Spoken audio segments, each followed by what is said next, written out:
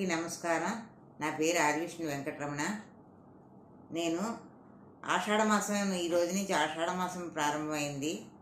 ఆషాఢమాసం వచ్చిందంటే గోరింటాకు పెట్టుకోవాలనుకుంటాం. గోరింటాకి మనకి గల సంబంధం ఏంటంటే, గోరింటాకు పేరు గౌరీ అంట ఆకు. గౌరీదేవి చెల్లెలతో వనంలో ఆటలాడుకుంటుండగా ఆమె రజస్వలు అవుతుంది. ఆమె శరీరంలోంచి రక్తపు చుక్క నేలను తాకినంతనే ఒక మొక్క పుడతాడు.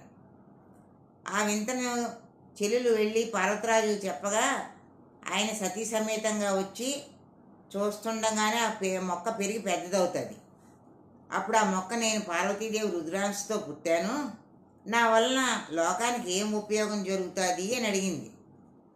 అప్పుడు పార్వతీదేవి చిన్నతనం చేష్టతో ఆకును తీసి చేతిలో నలపగా ఎర్రగా పండింది చెయ్య.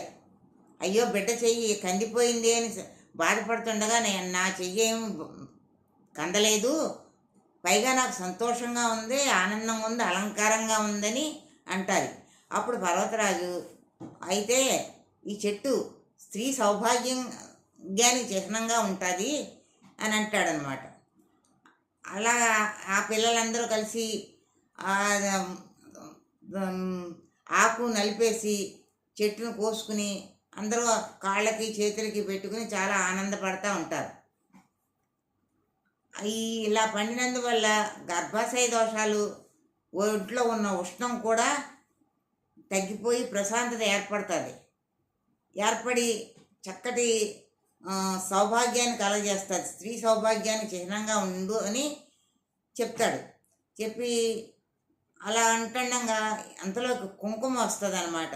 మీరు ఎక్కడ పడితే అక్కడ మీరు గోరింటాకును పెట్టుకుంటున్నారు, అయితే నన్ను కూడా మానేసి గోరింటాకు బొట్టు కింద పెట్టుకుంటారు కదా, నేనేమైపోవాలని కుంకుమ అడిగితే అప్పుడు పార్వతీదేవి అంటుంది, గోరింటాకు నుదుటను పండదు, కావలిస్తే పెట్టుకు చూడండి అంటుంది. అయితే గోరింటాకు మాత్రం నుదుటను ఎప్పుడు పండదు, కుంకుమ స్థానాన్ని కుంకుమదే.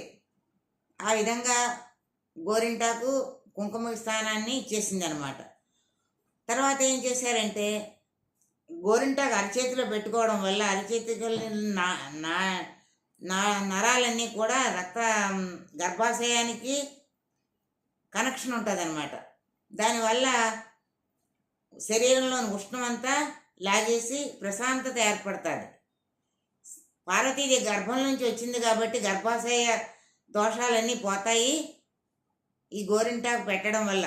బాలింతరాలు ప్రసవించిన తర్వాత గోరింటాకు ముద్ద నూరి మింగిస్తే గర్భాశయ దోషాలు ఉంటుంది, ప్రసవం వల్ల కలిగిన బాధ కూడా నశిస్తుందని పూర్వం పెద్దలు దూరదృష్టితో ఆ పని చేసేవారనమాట. ఈ గోరింటాకు అది ఆయుర్వేదంగా కూడా ఈ గోరింటాకును కాసి నూనె కింద రాసి తలకు పెట్టుకునేవాడు. ఆ రకంగా ఉంటుంది. అయితే గోరింటాకి భర్తకి గల సంబంధం ఏంటి?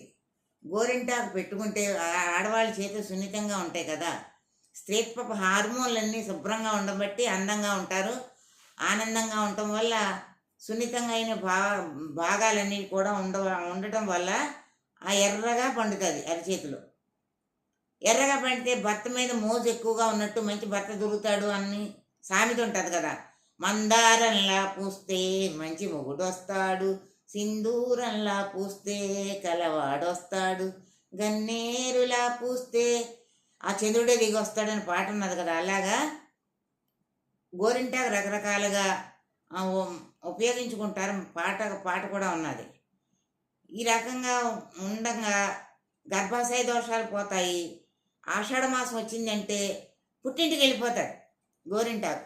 అప్పుడు తను మర్చిపోతారని ఆషాఢ మాసంలో ఆ భర్త మెట్టినింటి వాళ్ళందరూ పెట్టుకుని తను గుర్తు చేసుకోవాలని ఆషాఢ మాసంలో పెట్టుకుంటారు. ఆషాఢ మాసంలో పెట్టుకుంటే ఆయుష్ కూడా పెరుగుతుంది. కానీ మగవాళ్ళు ఆషాఢ మాసంలో గోరింటాకు పెట్టుకోకూడదు, అది రూల్ అనమాట. మిగతా రోజుల్లో ఆషాఢ మాసంలోనే ఎందుకు పెట్టుకోవాలి, మామూలు రోజుల్లో ఎందుకు పెట్టుకోకూడదంటే, జ్యేష్ఠ మాసంలో వర్షాలు బాగా కురుస్తాయి, ఆషాఢంలో కూడా బాగా కురుస్తాయి. ఈ కురవడం వల్ల ఆకు నిగనిగలాడితే బాగా వేపుగా పెరుగుతుంది. ఈ ఆకు కోసినందువల్ల ఆ చెట్టుకి ఏం నష్టం కలగదు. లేతాకు కోస్తే బాగా పండుతుంది లేతాకు కోసుకున్నందువల్ల. అంతేకాకుండా శుభకార్యాల్లోనూ అట్ల తద్ది రోజుని పండగలకి అన్నిటికీ కూడా గోరింటాకు పెట్టుకోవడానికి శాస్త్ర ప్రకారంగా పెట్టుకుంటున్నారనమాట. పెట్టుకోవాలి. ఆరోగ్యరీత్యా వర్షాలకి కాళ్ళు అవి తడిచిపోయి గోరు చుట్లు అవి వస్తాయి, గోళ్ళు పెరిసిబారిపోతాయి. అప్పుడు ఈ గోరింటాకు పెట్టుకున్నందువల్ల ఈ పుండ్లు అవి మానుతాయి, కాలుకున్న పుండ్లు అవి ఉరుపులు అవి మాని చక్కటి ఆరోగ్యానికి ప్రసాదిస్తాయి అన్నమాట. అందుకనే గోరింటాకు గోళ్ళు పుచ్చిపోకుండా ఉండటానికి, పెలిసిబారిపోకుండా ఉండటానికి, గోళ్ళ అందానికి, ఆరోగ్యానికి అన్నిటికీ కూడా గోరింటాకు మంచిదని చెప్తూ ఉంటారు. ఆ గోరింటాకు అందరూ స్త్రీల సౌభాగ్యానికి పెట్టుకుంటూ ఉంటారు. గోరింటాకు వల్ల గర్భాశయం దోషాలు పోతాయి. ఇన్ని రకాల ఉపయోగాలు ఉన్న గోరింటాకుని ఆషాఢ మాసంలో అందరూ ఏదో ఒక రోజు పెట్టుకోవాలని కోరుకుంటారు. అందుకనే ఆషాఢ మాసంలో గోరింటాకు ఇంత చరిత్ర ఉంది. గౌరీ ఇంటాకు ఆకు చరిత్ర. సర్వే జన సుఖినో భవంతు.